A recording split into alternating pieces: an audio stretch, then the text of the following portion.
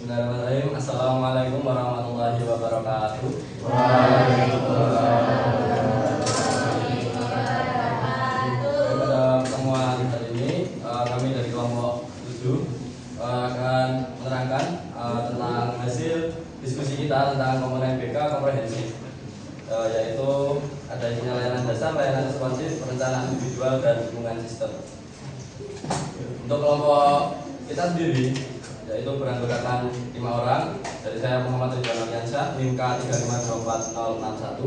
Dan saya Vera Oktaviani dengan NIM K3524027. Saya Bulan ini NIM K3524081. Saya Abdul Samad Nur Sajjaka dengan NIM K3524085. Dan terakhir saya Ahmad Jalan Nafi dengan NIM K3524043. Baik, untuk hasil dari kami sudah membagi 10 slide, yaitu pertama adalah latar belakang, rumusan masalah dan tujuan, konsep dasar BK komprehensif, layanan dasar, layanan responsif, perencanaan individual, dukungan sistem, keterkaitan antar komponen, implementasi dan hambatan, serta yang terakhir kesimpulan dan saran, dan Q&A. Thank you. Baik.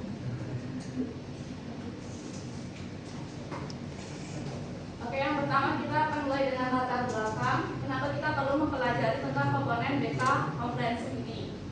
Yaitu pendidikan tidak hanya fokus kepada pencapaian akademik, tetapi juga perkembangan siswa secara menyeluruh yang meliputi pribadi, sosial, belajar, dan karir. Jadi walaupun misalnya sekolah ini siswanya udah pada pintar semua, belum tentu pendidikan ini berhasil kalau mungkin karakter siswanya belum sesuai dengan BK. Nah, disinilah BK berperan penting dalam mendukung perkembangan siswa. Sudah ada landasannya pada Peraturan Menteri Pendidikan dan Kebudayaan Nomor 111 Tahun 2014 yang di sana menjelaskan tentang bimbingan konseling itu sendiri, di mana salah satunya membahas tentang 4 komponen utama dari BK. Yang pertama adalah layanan dasar, layanan responsif, perencanaan individual, dan dukungan sistem.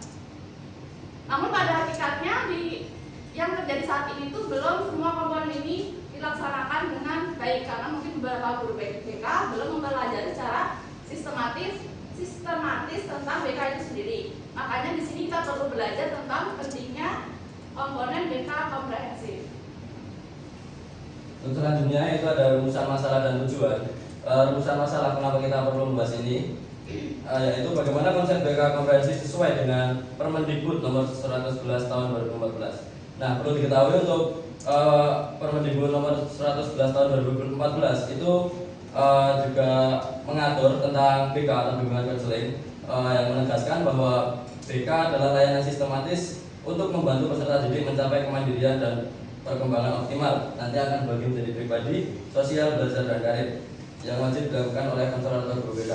Lalu selanjutnya, apa saja komponen BK komprehensif? Nanti juga itu akan kami bahas. Lalu ada bagaimana keterkaitan antara komponen BK komprehensif yang keempat tadi, apakah mereka berkaitan atau tidak? Selanjutnya, bagaimana implementasi serta hambatan BK komprehensif di sekolah?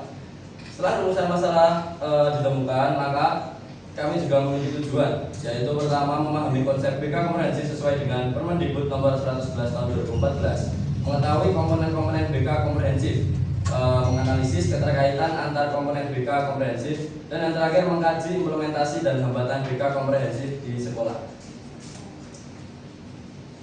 Oke, selanjutnya ada konsep dasar BK komprehensif. Nah, bimbingan dan konseling atau BK komprehensif itu merupakan suatu pendekatan layanan bimbingan yang disusun secara sistematis, terencana, dan berkelanjutan dengan tujuan untuk membantu peserta didik atau siswa dalam mencapai perkembangan optimal pada aspek pribadi, sosial, akademik, dan karir. Nah, simpelnya di sini BK komprehensif itu adalah layanan bimbingan di sekolah yang sudah disusun rapi dan gak asal jalan gitu aja. Jadi bukan cuma muncul pas ada siswa yang bermasalah aja, tapi secara keseluruhan itu untuk siswanya. Jadi nggak dibeda-bedakan. Nah, yang pertama di sini ada program BK.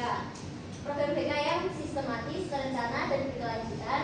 Yang kedua ada bertujuan mengembangkan pribadi, sosial, akademik, dan karir. Dan yang terakhir diberikan kepada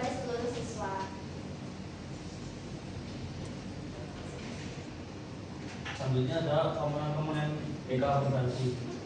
Yang pertama, pengertian merupakan bagian dari program BK komprehensif yang dirancang untuk membantu seluruh siswa dalam mengembangkan kompetensi dasar yang dibutuhkan dalam kehidupan. Biasanya direncanakan biasanya diberikan dengan sistematis dan terstruktur, terutama dalam kegiatan belajar mengajar,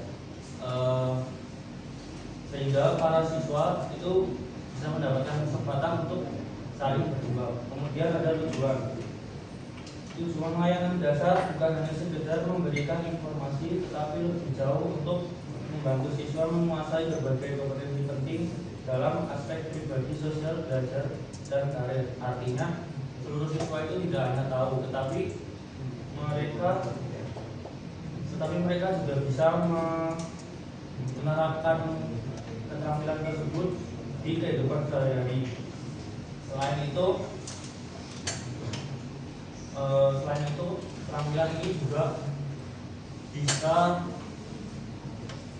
bisa digunakan sebagai pencegahan terhadap siswa agar mereka tidak mudah mendapatkan masalah di kemudian hari. Kemudian ada karakteristik. Menurut Norman C. Disber dan Patricia Henderson menekankan bahwa layanan dasar bersifat developmental dan preventif, yang berarti fokus utamanya adalah perkembangan siswa dan pencegahan masalah, bukan penanganan masalah.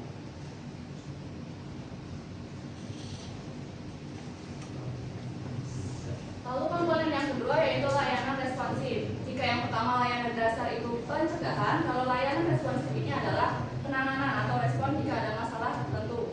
Seperti pengertiannya, layanan BK yang memberikan bantuan segera kepada siswa yang sedang menghadapi masalah sebelum masalah makin parah. Nah, jadi layanan responsif ini juga punya dua fungsi ganda. Yang pertama kuratif dan preventif. Udah dibahas minggu lalu, ada yang masih ingat kuratif itu apa, preventif itu apa? Oke, kalau kuratif ini adalah penanganan, yaitu kalau ada masalah itu bisa ditangani secara langsung, itu namanya kuratif. Nah, preventif di sini itu bukan pencegahan dari awal, tapi pencegahan biar masalahnya tidak semakin parah. Paham? Lalu tujuan layanan responsif ini yang pertama adalah intervensi krisis atau bantuan langsung dalam situasi darurat. Dan yang kedua, dukungan psikososial, yaitu memberikan ruang aman agar siswa merasa didengar dan tidak sendirian. Jadi ketika siswa ini mungkin merasa masalah, terkadang kan penyebab dia bermasalah itu juga karena dia mungkin kurang perhatian, makanya dia cari perhatian. Nah, di sini guru BK harusnya bisa memberikan layanan yang membuat siswa itu merasa dia tidak merasa seperti itu. Lalu untuk jenis masalahnya, misalnya pada masalah belajar, ketika siswa mulai malas-malasan, tidak fokus, cemas saat ujian, motivasi menurun, itu termasuk, itu kan sudah muncul masalah. Jadi layanannya bentuknya layanan responsif. Untuk bidang pribadi dan sosial, misalnya ada konflik antar teman, konflik dengan guru, atau ada masalah keluarga. Lalu untuk bidang karir, misalnya bingung memilih jurusan. Jadi ketika misalnya SMA kelas 1 atau 2, mereka seharusnya sudah mendapatkan layanan ini sebelum kelas 3, karena kalau kelas 3 kan sudah terlanjur. Jadi kalau kelas 1 dan 2 ini perlu mendapatkan layanan responsif, misalnya tentang jurusan apa yang akan mereka ambil, karena sebelum mereka terlambat di kelas 3. Lalu bentuk layanan atau strategi dalam layanan responsif ini ada beberapa. Yang pertama, konseling individual atau face to face, tatap muka dengan konselor atau guru BK. Jadi masalahnya ini bersifat 1:1, bersifat private antara guru dengan satu orang tersebut. Misalnya seorang siswa yang mengalami trauma atau mengalami pembulian secara dia pribadi, mungkin ini bisa dilakukan secara individual. Lalu untuk konseling kelompok ini adalah dilakukan oleh beberapa orang. Misalnya beberapa kelompok siswa yang mengalami kesulitan belajar, atau satu geng yang sedang mengalami masalah, atau beberapa anak yang ingin konsultasi tentang jurusan yang mau mereka ambil. Misalnya mereka ini sekelompok anak IPA, tapi mereka nggak mau ambil yang saintek. Jadi mungkin beberapa ini bisa bareng-bareng konsultasi dengan guru BK, biar saling bertukar perspektif. Bisa dibedain antara individual dan kelompok. Bisa. Oke, yang ketiga intervensi krisis. Intervensi krisis ini bersifat yang darurat, ibaratnya rumah sakit ini tuh IGD-nya, jadi harus cepat ditangani. Misalnya ada siswa yang sedang kehilangan naudzubillah keluarga atau apa, jadi mungkin dia mengalami shock atau trauma. Nah, layanan intervensi krisis ini yang perlu segera diberikan, jadi nggak bisa nunggu-nunggu. Atau ada siswa yang mengalami pembulian berat, di sini kayak ibaratnya udah darurat, jadi harus segera ditangani oleh guru BK. Lalu untuk mediasi ini adalah dimana ketika guru BK ini menjadi penengah atau pihak ketiga antara dua belah pihak yang saling bertentangan, misalnya antara murid dengan murid yang saling cekcok, antara murid dengan guru. Di sini guru BK harus bersifat netral, harus bisa memecahkan masalah di antara kedua belah pihak tersebut. Lalu selanjutnya ada konsultasi. Konsultasi di sini dilakukan oleh guru BK dengan salah satu pihak terkait dengan siswa. Misalnya dengan orang tua atau dengan guru mata pelajaran. Jadi di saat guru BK merasa perlu mencari sumber kenapa anak ini seperti ini, disinilah guru BK perlu melakukan konsultasi dengan pihak terkait tersebut. Lalu selanjutnya ada kunjungan rumah atau home visit. Kunjungan rumah ini dilakukan ketika guru BK menilai permasalahan siswa ini muncul dari lingkungan keluarga atau lingkungan rumah dia, karena kebanyakan beberapa ada kasus anak yang mungkin bandel atau gimana, biasanya itu karena emang dia di rumah terkekang atau ada masalah dalam keluarga. Jadi home visit ini dilakukan kalau memang guru BK ini menilai oh ini mungkin keluarganya ini perlu diselidikin. Lalu konferensi kasus itu ketika sudah ada cukup masalah yang besar. Konferensi kasus ini misalnya ada kasus yang cukup berat, di mana guru BK nggak bisa menindak sendiri. Jadi misalnya konferensi kasus ini bisa mengajak konferensi kasus ini misalnya melibatkan kepala sekolah, guru-guru di sekolah tersebut, atau pokoknya konferensi. Jadi kayak nggak bisa cuma ditangani oleh guru BK-nya itu sendiri ya. Ngerti kan? Ya, contoh kasusnya misalnya ada satu siswa yang dia itu sering melanggar, udah dikasih tahu melanggar terus. Nah biasanya kayak gini perlu ada konferensi kayak ditanyain masing-masing guru itu kalau ada siswa itu gimana. Terus mungkin dari guru dia kelas 1, 2, 3 itu ditanyain kenapa dia bisa kayak gini. Gitu. Terus yang terakhir ada alih tangan kasus atau referral.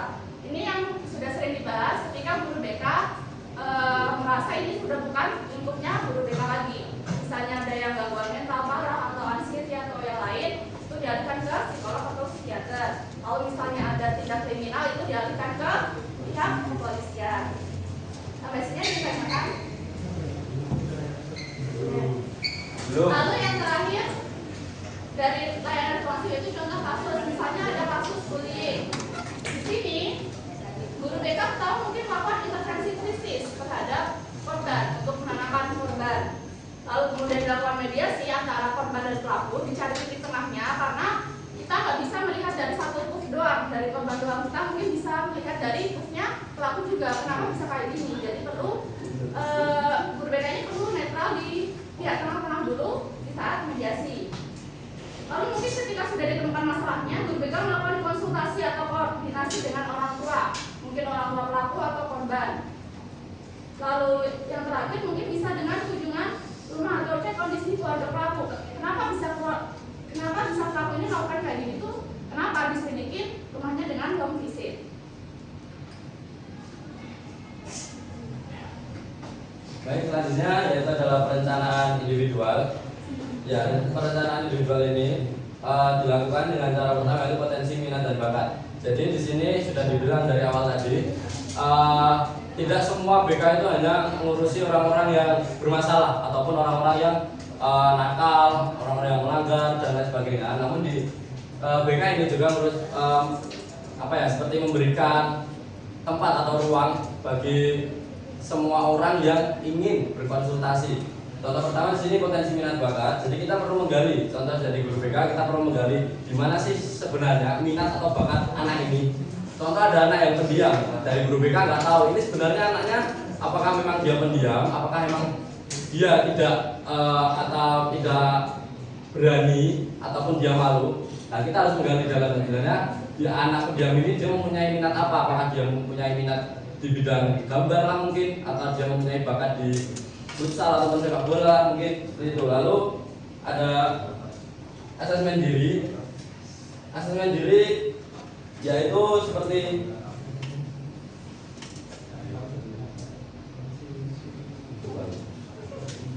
asesmen diri kayak dia tuh sadar dulu sama diri sendiri gitu loh. Misal dia berpikir sebenarnya aku lebih nyaman ikut minat ataupun ikut bakat di mana. Mungkin contoh di sekolahan dulu aku asesmen diriku aku lebih cocok di OSIS sih.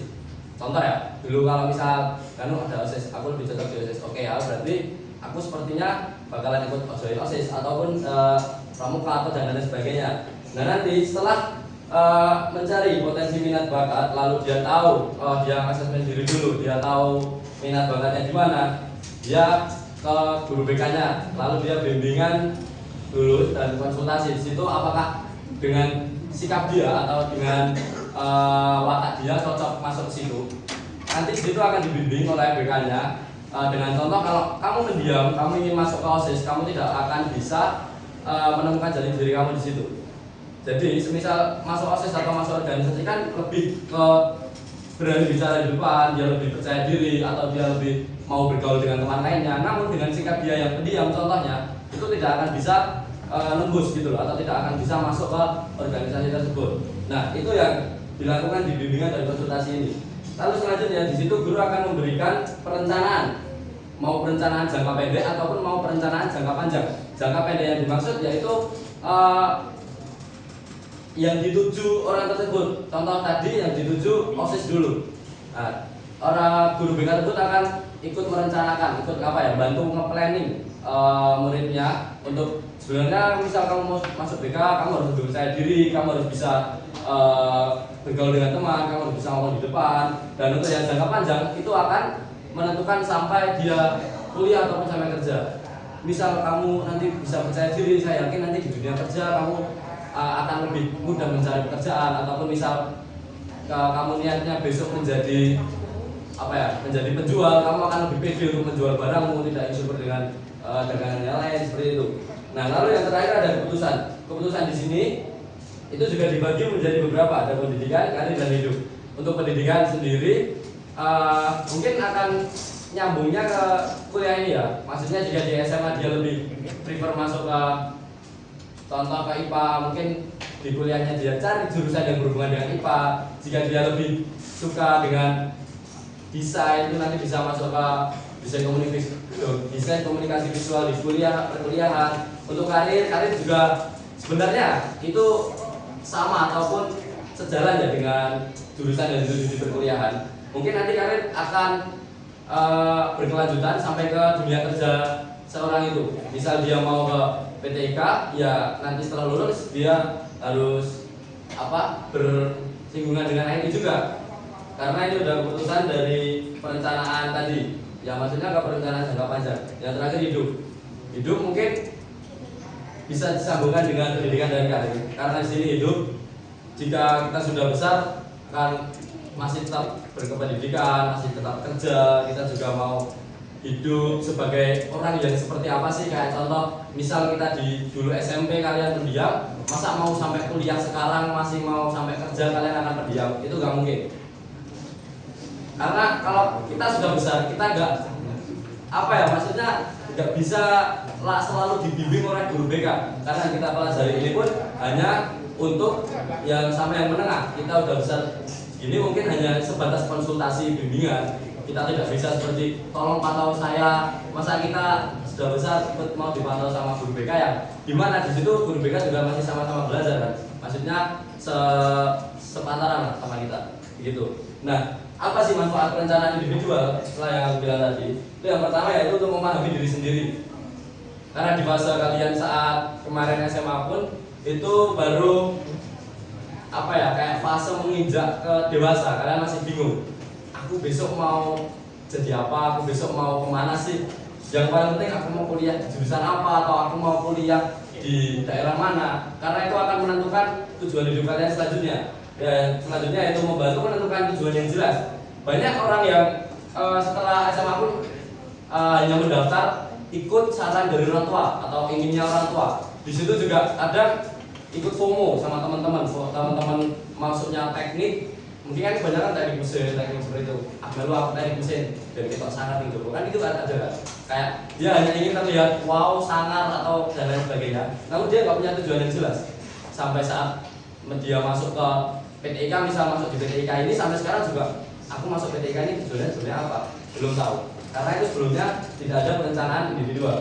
Dan selanjutnya mengoptimalkan potensi yang dimiliki.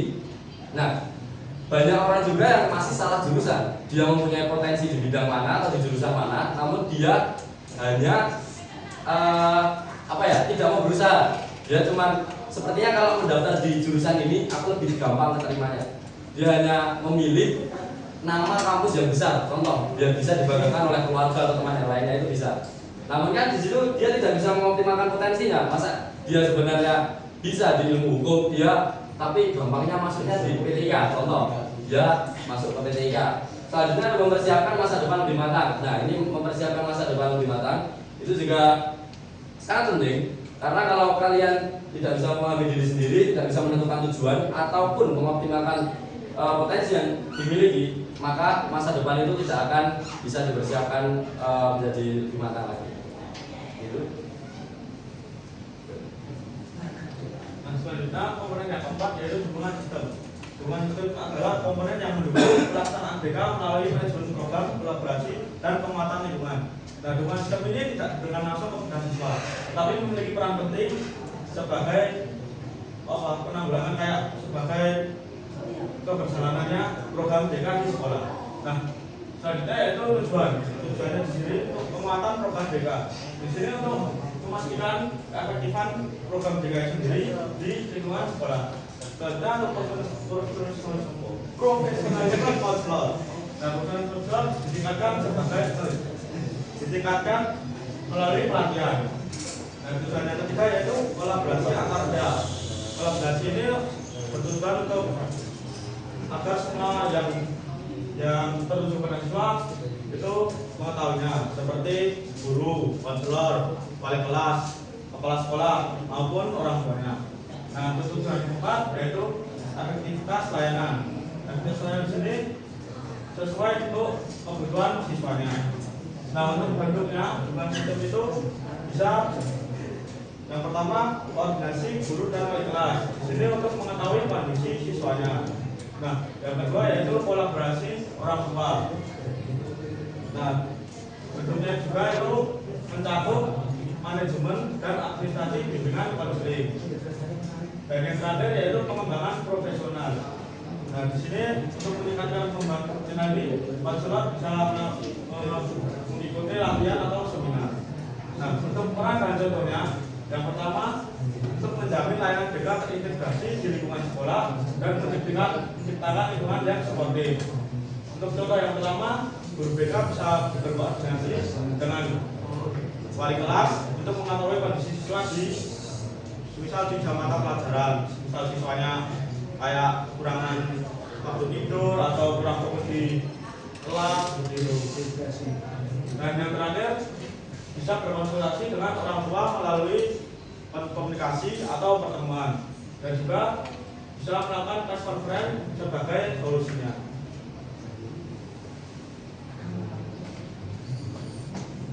Selanjutnya ada keterkaitan antar komponen BK komprehensif yang dijelaskan sama teman-teman saya. Jadi dalam BK komprehensif itu kan tadi ada 4 komponen utama, yaitu layanan dasar, layanan responsif, perencanaan individual, dan dukungan sistem. Nah, itu kan saling terintegrasi dan tidak dapat berdiri sendiri. Jadi layanan dasar tadi berfungsi sebagai upaya preventif dengan memberikan pemahaman dan keterampilan dasar kepada peserta didik atau siswa sehingga dapat meminimalkan munculnya masalah. Namun kalau bila masalahnya tetap terjadi, itu baru layanan responsif ini berperan sebagai penanganan langsung terhadap permasalahan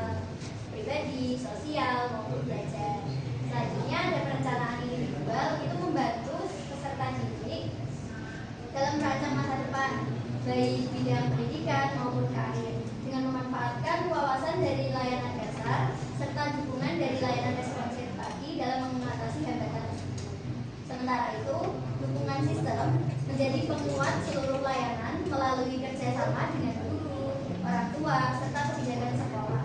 Dengan demikian, keempat komponen tersebut itu dapat membentuk suatu sistem layanan BK yang terpadu dan saling mendukung untuk mencapai perkembangan optimal peserta.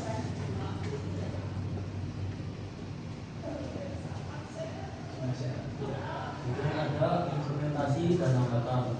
Menurut Normansi Discovery dan Practitioner, implementasi BK komprehensif harus dilakukan secara sistematis dan terprogram, bukan sekedar kegiatan insidental. Mereka menekankan bahwa program BK harus disusun dalam bentuk program tahunan yang jelas, yang mencakup seluruh komponen layanan, yaitu layanan dasar, layanan responsif, perencanaan individual, dan dukungan sistem. Program ini juga harus berbasis pada kebutuhan siswa, sehingga layanan yang diberikan benar-benar relevan dengan kondisi yang ada di sekolah. Salah satu hambatan utama dalam pelaksanaan BK komprehensif adalah kesalahpahaman tentang peran BK itu sendiri. Banyak pihak di sekolah masih menganggap bahwa BK hanya berfungsi untuk menangani siswa yang bermasalah, sehingga layanan yang bersifat preventif dan pengembangan sering diabaikan. Selain itu, hambatan lain yang sering muncul adalah kurangnya dukungan di sistem sekolah, seperti keterbatasan waktu dalam jadwal pembelajaran, kurangnya tenaga konselor, serta minimnya fasilitas pendukung. Mereka juga menyoroti bahwa tanpa adanya dukungan dari pihak sekolah, terutama kepala sekolah dan guru lain, program BK komprehensif akan sulit berjalan secara optimal. Dan yang terakhir, kesimpulan dan saran. BK komprehensif adalah layanan sistematis untuk mendukung perkembangan siswa dalam aspek pribadi, sosial, belajar, dan karir. Program ini memiliki 4 komponen utama, yaitu layanan dasar, layanan responsif, perencanaan individual, dan dukungan sistem. Tapi dalam prakteknya itu masih terkendala seperti kurangnya pemahaman bimbingan konseling, keterbatasan waktu seperti kurangnya jam pelajaran guru BK, dan dukungan sekolah yang belum optimal. Nah, untuk itu guru BK perlu meningkatkan kompetensi agar layanan tidak hanya reaktif, tapi juga preventif. Sekolah diharapkan memberikan dukungan nyata berupa kebijakan, waktu, dan fasilitas. Para peneliti dapat mengembangkan kajian BK lebih lanjut, serta seluruh pihak terkait seperti guru, orang tua, dan pihak sekolah perlu memperkuat kolaborasi demi keberhasilan program BK secara menyeluruh. Apakah ada pertanyaan, teman-teman? Silakan, Mas, speaker dulu. Izin bertanya. Tadi kan, oh iya, izin perkenalkan, nama saya Ferry Trinidad, NIM K3524075. Bertanya mengenai tadi kan disebutkan BK komprehensif implementasinya kayak individu, kelompok, terus dan sebagainya. Nah, misal nih untuk kelompok, gimana caranya kita sebagai nantinya pengajar atau jadi BK itu nggak dikasih waktu di sela-sela mata pelajaran yang lain gitu. Nah, sedangkan kecil kemungkinan misal kita nambah waktu di jam after pulang gitu loh. Jadi nggak bisa, harus benar-benar di jam pelajaran di Selasa itu. Nah, itu gimana cara kita biar bisa masuk atau melakukan bimbingan BK komprehensif kelompok di sela-sela itu tadi. Terima kasih.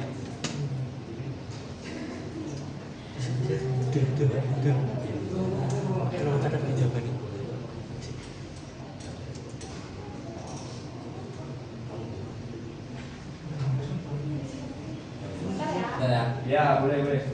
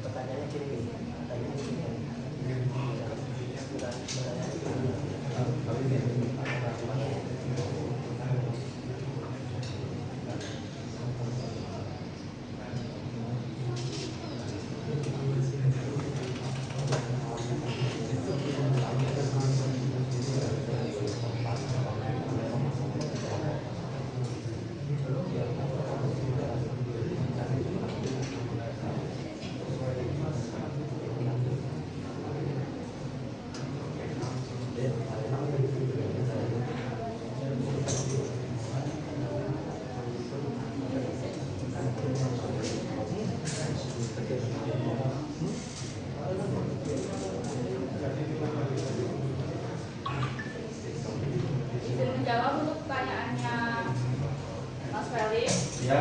Jadi inilah yang jadi evaluasi buat BK di Manado itu. Seperti yang kita ketahui kan emang belum ada yang kayak jam khusus gitu kan di beberapa sekolah. Nah di sini seharusnya emang perlu evaluasinya di sini. Nah kalaupun belum ada waktu, misalnya di jam-jam itu belum dikasih waktu untuk guru BK, ya guru BK harus pintar-pintar cari waktu. Tetap misalnya di sela-sela pelajaran, atau kalau emang saat jam kos, jadi kayak kalau ada kekurangan ini, guru BK harus bisa menutupi kekurangan tersebut. Jadi sama aja kayak individual, apa ya? Individual sama kelompok itu sebenarnya sama aja, cuma kan yang beda orang-orangnya. Jadi tetap waktunya harus benar-benar usahain. Kalau emang nggak ada, ya, mungkin mau nambahin itu tadi yang dimaksud untuk konseling kelompok. Itu apakah kelompoknya tersebut emang sudah kena masalah atau baru dinotis guru BK ya? Itu emang apa ya, dari kalau penjelasan kemarin itu kan kayak apa dikumpulin orang-orang yang apa mungkin masalah yang sama atau yang harus perlu kursus gitu loh yang disampaikan kemarin. Jadi dengan case yang sama gitu, jadi disatuin daripada kita konseling individu dengan masalah yang sama, tapi kan konseling individu kan berarti berkali-kali ya, berarti di satu jadi aku jadi konselingnya sekali aja. Nah.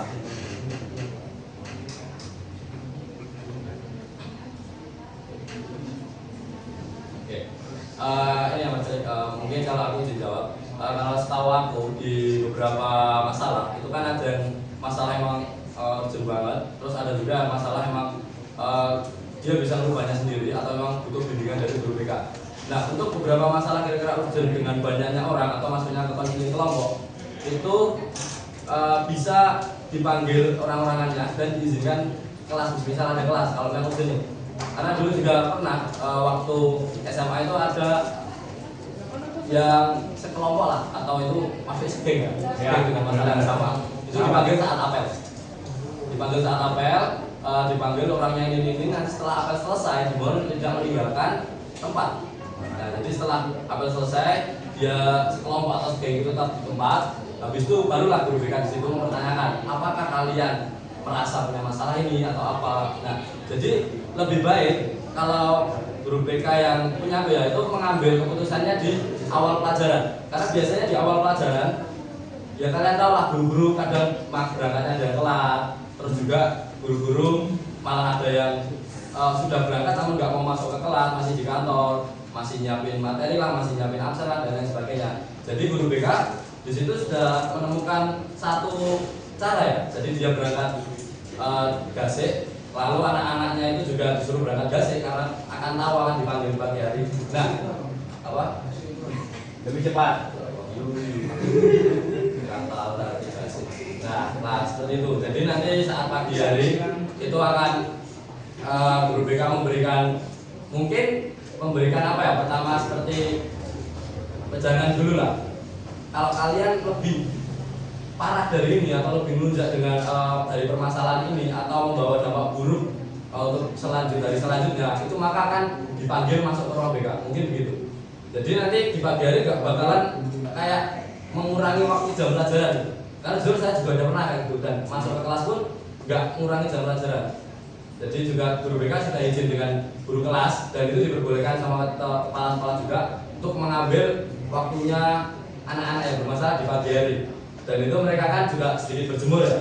Mereka akan gak betah panas kayak udah dihukum sedikit lah. Seperti itu. Ada punishment-nya juga ya? Ya, punishment juga ada. Tapi kalau yang pertama itu cuman baru peringatan sekali sih.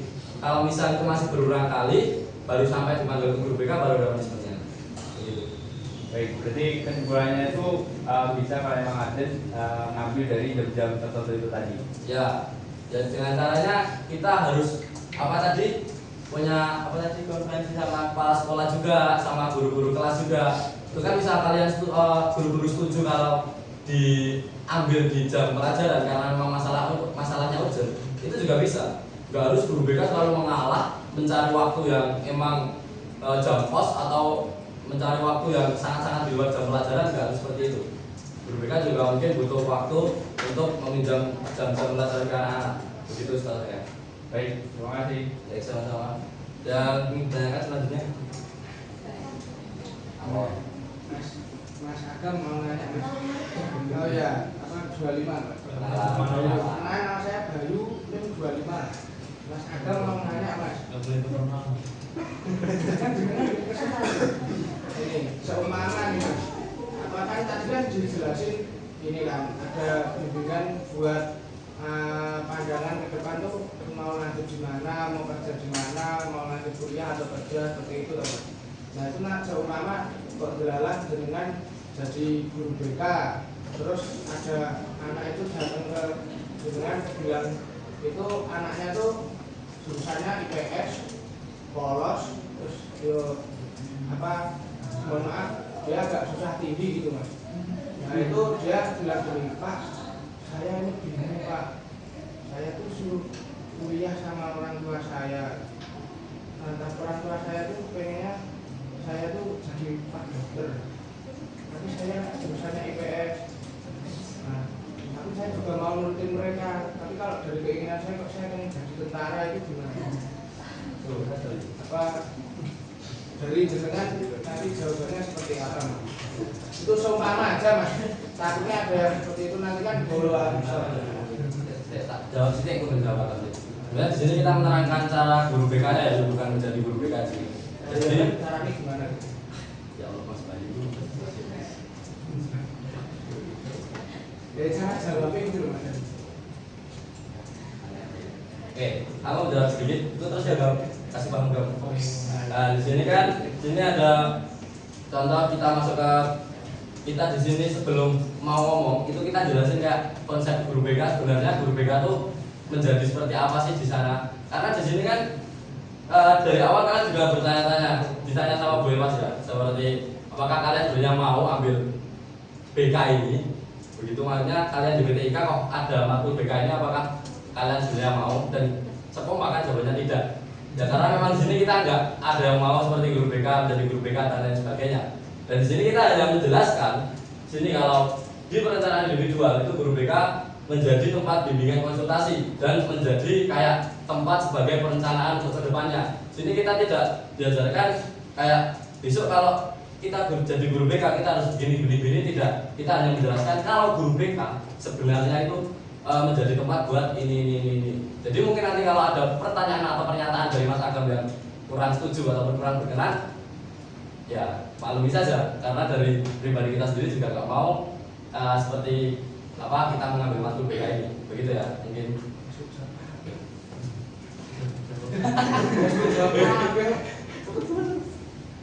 Kita itu guru BK. Apa terus? Ya, intinya kita sebagai guru BK harus meyakinkan para siswa untuk ada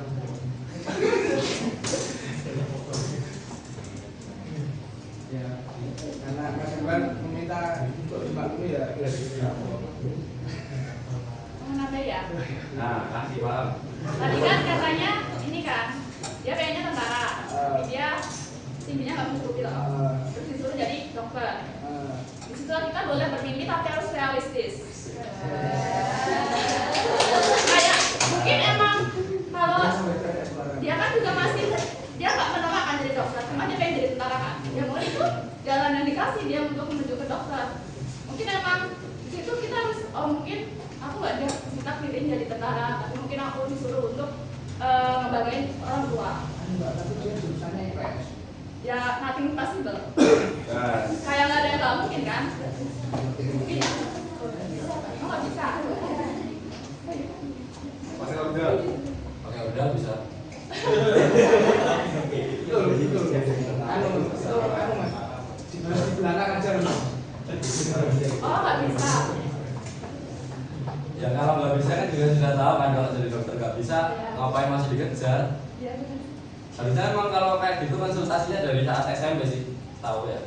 SMP sebenarnya udah ada, tapi hanya kita dari anak-anak pun kurang memanfaatkan, dan di situ guru BK juga kurang memahami kalau SMP sebenarnya sudah butuh BK. Karena emang dulu kalian mau masuk jurusan SMA, IPA, IPS ataupun SMK itu tidak ada konsultasi dulu dari guru BK SMP. Wow. Nah dari itu ketemu lagi ya permasalahan di sekolahan itu di situ guru BK kalian atau nggak menyalahkan, tapi lihat dari realitanya emang kurang peka. Kalau jujur kalau di aku ada kalau mau kemana, misal kalian udah ditanya mau kuliah mau jurusan apa, itu sudah diarahkan silakan masuk ke ini, silakan masuk ke ini. Jadi kalau ada beberapa miskom seperti tadi Mas Bayu, nah itu lucu sih orangnya. Dia udah tahu suruh jadi dokter, malah suruh jadi dokter, tapi dianya orang IPS. Dianya kejar pokoknya polisi, tentara Mas.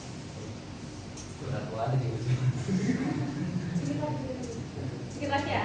Nah, kalau aku tadi emang aku pure nggak tahu, jadi emang berarti aku nggak tahu karena nggak pernah dikasih tahu, karena aku emang bukan dari IPA IPS atau SMK apapun, jadi emang aku nggak tahu kalau dari case itu lebih dari dokter. Jadi mungkin kalau dari kita nanti ada dari BK juga atau guru mapel juga, itu kita harus benar-benar kasih tahu dari awal biar murid-murid itu nggak ada yang diskor.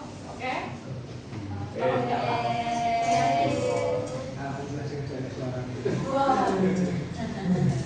Baik, sudah terjawab Mas Bayu? Oke. Ada lagi yang lain? Oh, 1, 2, siapa dulu? Siapa dulu ya? Oke, nanti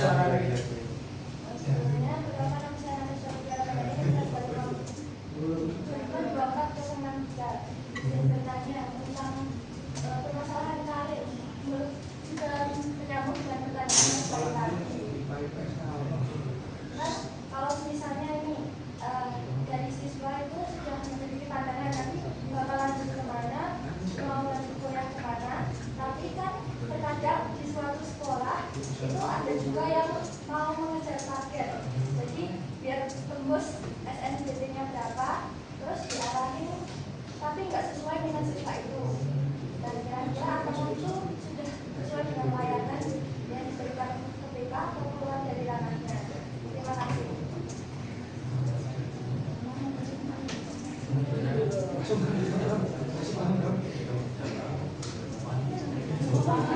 Tahu kemana? Udah. Untuk jawabannya, kalau menurut saya pribadi, kalau menurut saya nanti kalian sendiri aja. Ini keluar dari ranah, karena ini untuk kepentingan sekolah pribadi, karena sekolah menginginkan hasil yang terbaik untuk sekolah, bukan untuk siswanya. Ya mungkin aku menambahkan ya dari awal. Tadi yang dimaksud memang benar apa yang dikatakan Mbak Natasha. Banyak sekolah yang ingin kayak mengangkat nilai sekolahnya ya, kayak sekolah lulusan ini banyak yang keterima di sini, mungkin kayak gitu. Dan di situ siswa-siswanya hanya menjadi bahasa kasarnya menjadi tumbal sekolah gitu sih. Jadi saya setuju dengan Mas Ahmad, ini teman-teman juga setuju karena itu keluar dari ranah. Dan di situ kembali lagi ke guru BK-nya, apakah dia menjadi layanan untuk siswa atau menjadi layanan untuk sekolah, gitu. Kembali ke guru BK-nya, kalau keluar dari ranah atau siswa tersebut tidak mau ke jurusan itu, mungkin bisa seperti menolak ya, sebelumnya menolak. Karena juga banyak orang-orang pintar itu yang memilih tidak SNBP juga, dia mengejarnya di SNBP itu agar bisa memilih jurusan sendiri, tidak ada tekanan dari sekolahan. Kalau emang siswanya itu paham ataupun tahu cara kerjanya, dia tidak akan ngambil SNBP tersebut. Karena banyak juga kasusnya yang masuk ke SNBP hanya agar sekolahnya naik, dia dimasukkan ke jurusan yang kira-kira gampang diterima. Itu kalau dari sekolah mungkin keluar dari ranahnya ya, dan itu tidak sangat-sangat tidak diperbolehkan atau sangat-sangat tidak sopan ya. Silakan. Ini Mas, kalau menurut saya ini sebenarnya kalau mau menyalahkan sekolahan juga menurut saya kurang pantas. Jadi yang harus dibenerin regulasi peraturan dari pemerintah. Soalnya ya ini udah keluar dari BK lah pokoknya. Kenapa sekolah kayak gitu? Karena itu nanti pengaruh di akreditasi, terus anggaran yang cair dari atas. Habis itu nanti kalau SNBP nggak diambil, sekolahnya kena blacklist, terus kuota SNBP tahun depan dikurangi atau mungkin bahkan dihapus, kan malah sekolah juga susah. Jadi memang kalau menurut saya ya regulasinya yang harus diperbaiki, bukan karena sekolah kan ya mau nggak mau harus nurut ke atasan gitu. Mungkin nambah juga yuk, kalau itu Ya kita nggak tahu ya, kita mempelajari BK, tapi mungkin balik lagi ke sekolahnya sih. Apakah hanya dengan cara SNBP itu sekolahnya bisa maju atau dengan cara lain? Kalau dicontoh juga kan dari beberapa sekolah lain dia tidak mengandalkan SNBP, mungkin dengan nama yang udah naik. Kayak contoh ada di swasta juga, swasta yang terkenal dia nggak membutuhkan seperti itu. Dia bisa kayak intinya kayak menaikkan namanya sendiri atau menaikkan sekolahnya tidak harus dengan SNBP tersebut. Dan berarti guru-guru di sana, terutama guru BK-nya, dia bisa mengarahkan anak-anaknya gitu loh. Mungkin itu yang saya lihat ini mas, jatuhnya sekolah swasta ini mereka sudah mandiri. Ya. Terus kesejahteraan seluruh tenaga kerja, pokoknya keluarga di sana, keluarga besar sekolah itu kesejahteraannya sudah terjamin. Kan banyak sekolah negeri yang mohon maaf kesejahteraannya belum terjamin, bahkan guru honorer ya dengan tahu lah mas gitu kan. Kemungkinan itu mas, makanya mengandalkan SNBP mungkin. Boleh. Mungkin seperti itu, Mbak Natasha. Ada lagi? Jawab itu sudah sesuai dengan realitas sekarang kan kalau mau sekolah. Terima kasih. Ya, sama-sama. Selanjutnya, Dani. Nama saya Malik Kusuma dengan NIK 3523 ditanya nanti tentang rencana individual. Karena sekarang era teknologi ada banyak pertemuan berbasis AI. Yes. Nah dalam perencanaan siswa yang benar-benar bingung akan tujuan karir atau tujuan masa depannya untuk mendapatkan profesi beberapa tahun ke depan itu gimana ya? Balik lagi kan di era teknologi itu mungkin profesi berubah tingkat persaingannya secara cepat. Jadi tingkatnya itu secara BK agar tidak salah langkah menuntut siswa untuk mendapatkan karirnya atau tidaknya memberi motivasi yang baik di gempuran cepatnya perubahan di era teknologi. Oh. Panjang ya. Nah. Tolong pertanyaannya kira-kira ya.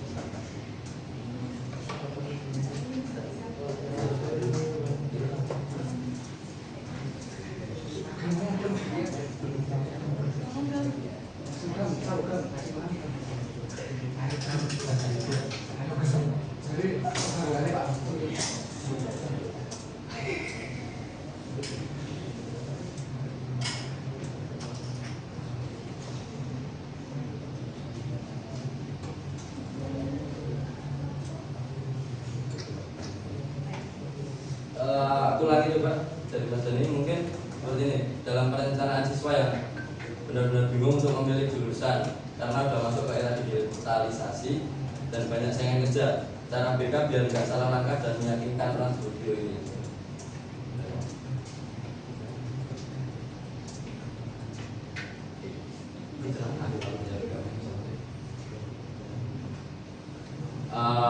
Dimasuk ya, teman-teman. Kalau dari aku disitu kan untuk perencanaan ya, kalau kita bersinggungan dengan IT ataupun teknologi, setahu aku sejak SD, sekarang pun kita sudah ada pelajaran TIK. Kalau dulu yang SD-nya ada yang belum ada TIK atau ada semua? Aku nggak ada. Nggak ada. Ini nyari jauh. Ya. SD ini. Ya mungkin itu. Kalau di zaman sekarang itu di SD itu sudah ada seperti TIK tersebut. Jadi kayak mau nggak mau dari SD kan kita sudah berpikir apakah kita dari SD suka dengan TIK atau tidak. Lalu kelanjutannya di SMP ataupun SMA, SMK dan sederajat itu kita masih suka dengan IT atau tidak. Karena kalau misal kita mengambil jurusan IT yang memang sedang ada ini ya, sekarang zamannya modern sekali ya. Dan itu nanti depannya akan banyak sekali saingan kerja yang dimana itu juga pro IT semuanya begitu kan. Mungkin kalau dari guru BK, karena guru BK setahu aku juga nggak tahu ya kalau guru BK itu ada pelajaran IT atau bukan. Mereka hanya berniat mengarahkan. Kalau dari guru BK pun hanya bisa meyakinkan ataupun menanyakan kira-kira kalian cocok gak di mana minat kalian, apakah di bidang IT atau selain IT kalian bisa. Dan guru BK tidak hanya merencanakan satu hal saja. Misalnya dia cocok di IT tapi dia punya keahlian lain, mungkin di berdagang ataupun mungkin di terangannya di apa ya, selain itulah, selain IT itu juga direncanakan. Tidak hanya satu plan saja, mungkin bisa dibuat plan A, plan B atau bagaimanapun. Karena kalau misal hanya percaya dengan satu plan, yang dimana kita nggak tahu masa depannya bakal seperti apa. Contoh IT ini yang memang sangat booming banget di era sekarang. Kalian tahu sendiri penggunaan IT, lomba-lomba IT ataupun teknik informatika itu jurusan yang paling banyak diminati ya di beberapa universitas. Itu ada juga datanya beberapa kuliah. Kalau dari guru BK sebaiknya lebih meyakinkan ke mereka sih, kayak lihatlah realitanya sekarang. Banyak yang ngejar IT, banyak yang mau bekerja di bidang IT, banyak yang memang dia berlomba-lomba ikut perlombaan IT karena itu akan cukup penting di masa mendatang. Nah, mungkin dari guru BK tadi harus meyakinkan lagi. Terus kedua, tidak hanya membuatkan satu plan untuk IT, jadi dia juga membuatkan plan untuk yang lain. Misal contoh ini aja, dia juga bisa apa ya, berdagang dealer lah, apa ya, dealer ini apa ya, bisnis online atau seperti lainnya, digital produk itu kan tetap masuk ke ranah IT, namun beda arahnya kan, satu ranah beda arah ya, beda target. Terus ada juga kan misal IT ada desain, misal dia bisa masuk ke dunia perdesainan yang bersinggungan juga, maksudnya ilmu yang dia punya sampai SMK pun gak akan hilang, gak akan sia-sia gitu. Walaupun apa ya, dia yang awalnya tidak mau, namun lihat dengan realitanya kok banyak sekali yang mendaftar, dia tidak yakin, ya dia harus belajar, dia harus bisa buat plan yang lain. Mungkin seperti itu. Kalau dari ada yang mana baik? Jadi mungkin selain guru BK ini yang menekankan tentang IT saja, yang penting guru BK ini menekankan tentang perlunya update tentang teknologi. Jadi kan benar yang dibilang Mas Ridwan, kalau sebenarnya semua bidang itu bisa kita kembangkan dengan teknologi. Jadi nggak harus yang benar-benar IT programmer atau apa. Jadi yang penting guru BK mungkin bisa mengadakan layanan tentang apa ya, yang digital gitu. Jadi yang penting membimbing siswa harus tetap update sama era digitalisasi sekarang. Nah, apakah menjawab? Saya dulu ya. Ya. Oke, ya. Silakan.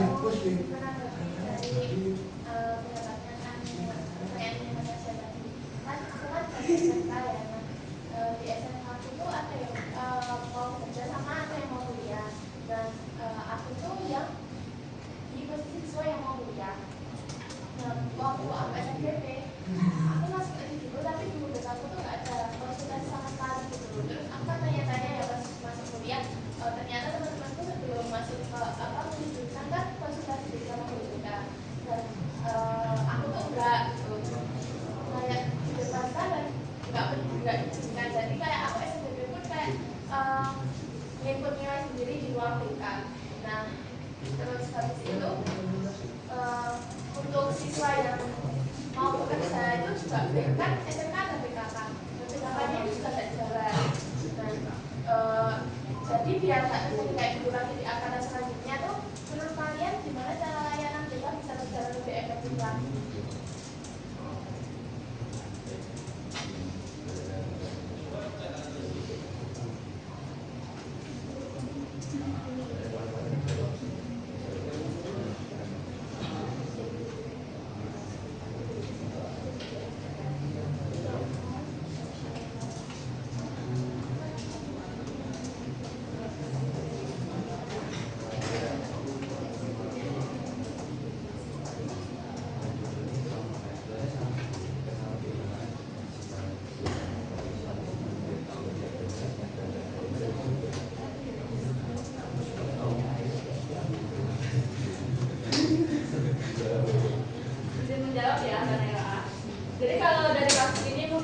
sebenarnya antara guru BK sama siswanya itu ada kurangan atau kesalahan. Misalnya siswanya juga nggak inisiatif untuk konsultasi, guru BK-nya juga nggak ada inisiatif untuk menanyakan. Jadi mungkin ada beberapa, ini juga penting, guru BK itu nggak boleh delegasi atau nggak boleh berpihak ke salah satu atau beberapa kelompok siswa aja. Nah, karena kalau guru BK ini mempunyai sifat yang kelihatan delegasi, pasti siswa-siswa lain tuh kayak, kayaknya aku kalau konsultasi ke guru BK nggak dilayanin atau gimana, kok guru BK cuma deket dia. Jadi ada beberapa siswa yang mungkin merasa nggak perlu konsultasi gitu. Jadi kayak dari guru BK-nya harus benar-benar bisa melayani seluruh siswa tanpa terkecuali. Kalau emang ada kelihatan yang diam banget juga harus dirangkul. Juga dari siswanya harus punya inisiatif untuk menanyakan juga.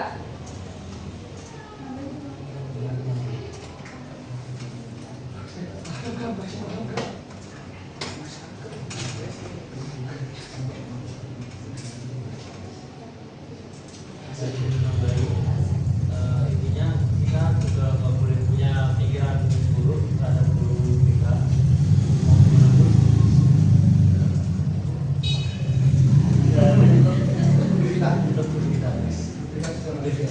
Maksudnya ini loh, maksudnya kan ada beberapa siswa yang kayak dia takut ya, mungkin bukan takut atau nggak suka kak, apa sih guru BK ini galak ataupun guru BK-nya tuh beda sih sama ini sama itu. Ya jangan seperti itu, karena mau nggak mau mereka guru BK kita yang bisa mengarahkan kita, yang tahu kita mau kemana, itu guru BK kita. Misal kalian buang ego masing-masing lah mungkin.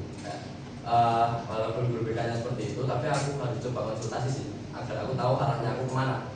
Jadi itu ada, karena aku dulu jujur juga ya, aku sama guru BK aku nggak suka, pasukannya marah-marah kayak gitu. Dan aku polisi sekolah aku nggak mau ketemu, nanti ketemu cuma Ridwan lagi, ini kayak malu gitu loh, nama aku disebut terus, aku malu banget.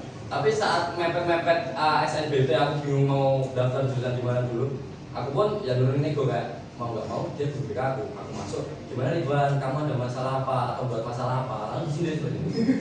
Dan itu hal yang paling buat aku muak banget sih. Tapi aku nggak bu, ini saya mau punya niat baik, saya ingin bertanya tentang gimana kira-kira masa depanku kalau mengambil jurusan ini. Itu dulu aku juga merasa seperti itu, dan teman-teman juga kaget, kayaknya kamu yang lebih sangat tidak suka dengan guru BK, kenapa kok kamu konseling ke dia? Ya kan tak jawab, ya mau gak mau guru BK kita juga yang ngarahin kita, masa kita tanya ke selain yang punya kemampuan di bidang itu gitu. Dan yang terakhir teman-teman ya yuk kancani temenin aku ke guru BK itu, karena kan masih sekolah kan FOMO juga ya, satu nggak suka, temen-temennya atau circle-nya ikut nggak suka semua. Nah itu, jadi aku sekali aku nemuin kayak ke ruang BK, lainnya juga ikut-ikut, ya aku menemui guru BK, mau tahu aslinya guru BK selain marah-marah tuh gimana toh, gitu loh. Mungkin kalau dari aku itu sudah cukup.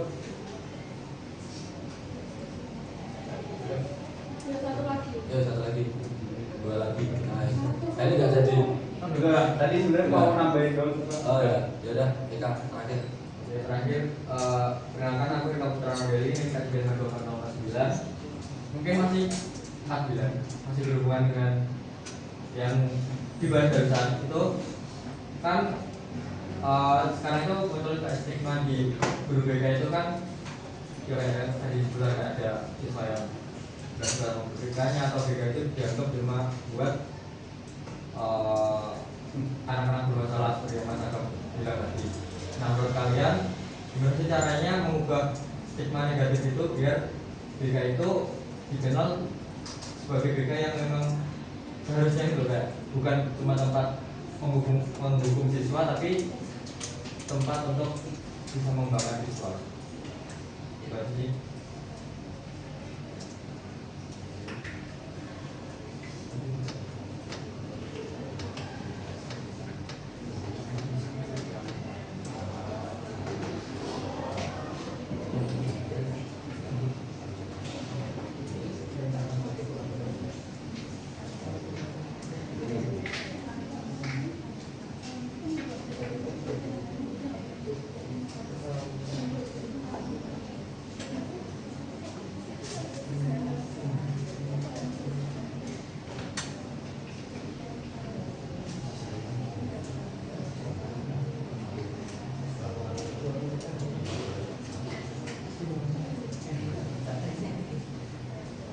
jawab ya Mas Eka.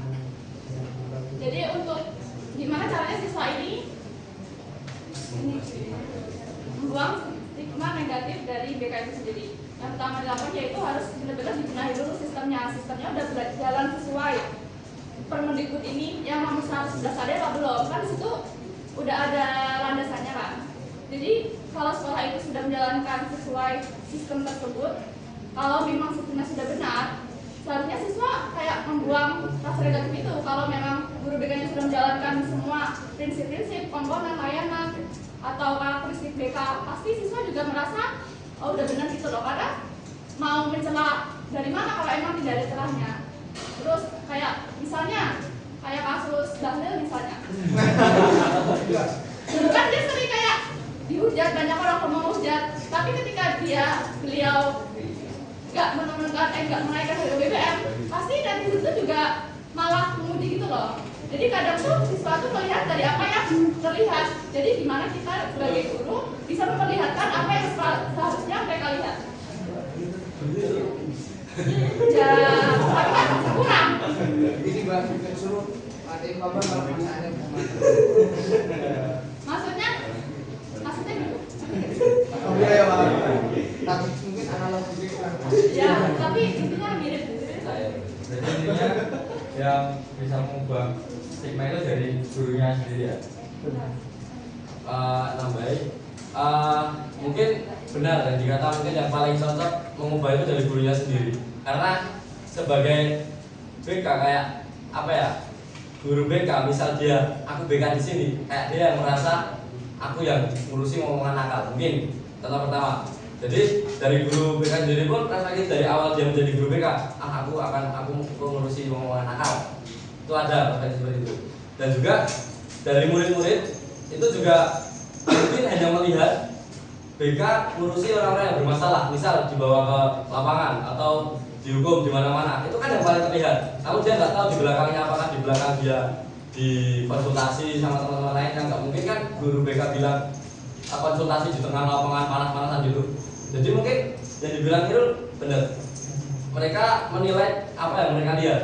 Mereka lihatnya guru BK hanya marah-marah di tengah atau memberi hukuman, konsekuensi gitu.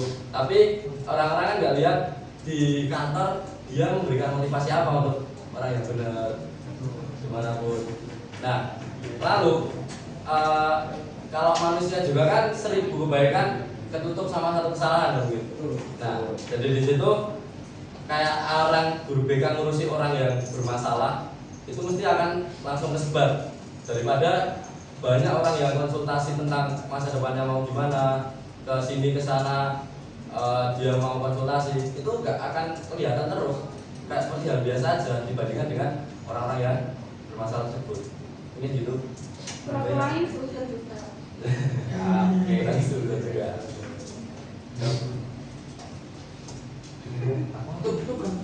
Makan sudah cukup. Ya, makan.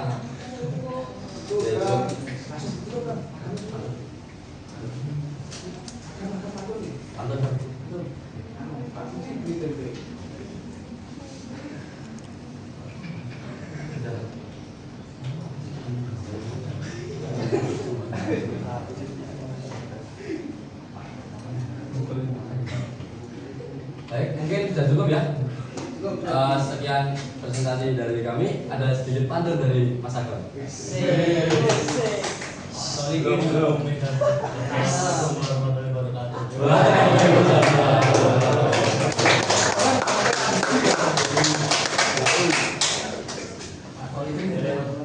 Ayo coba Pak Solihin.